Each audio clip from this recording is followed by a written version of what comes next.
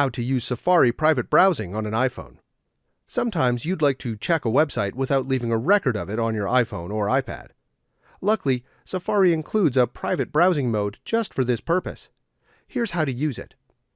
While using private browsing mode on your iPhone, Safari will not save your browsing history, autofill form information, changes to cookies, and recent searches when you close each private browsing window. However, private browsing mode does not protect your browsing history from the host of your network, such as your business or school, your ISP, or websites that might use your IP address to track you across sites. First, open Safari. If you don't see the toolbar at the bottom of the screen, tap once to reveal it. Then tap the New Window button. It looks like two squares overlapping each other. You'll see a new window management screen with a list of thumbnails representing all your open browser windows.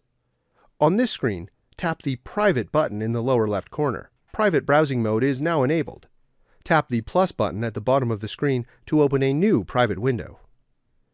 From there, you can type in any address you want in the bar at the top or navigate by tapping on your favorites. In private mode, you can use Safari as you usually do, but it won't keep a local record of what you're doing. When you're done and want to exit private browsing mode, tap the New Window button again. Then tap the Private button in the lower left corner. You will switch back to non-private mode. Keep in mind that switching back does not close your private browsing windows. To get rid of your private browsing windows, you will need to enable private browsing mode again and click the X on the upper left corner of each window thumbnail until they all disappear.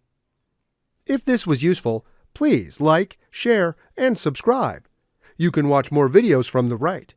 Also, if you have any questions, please ask them in the comments area below.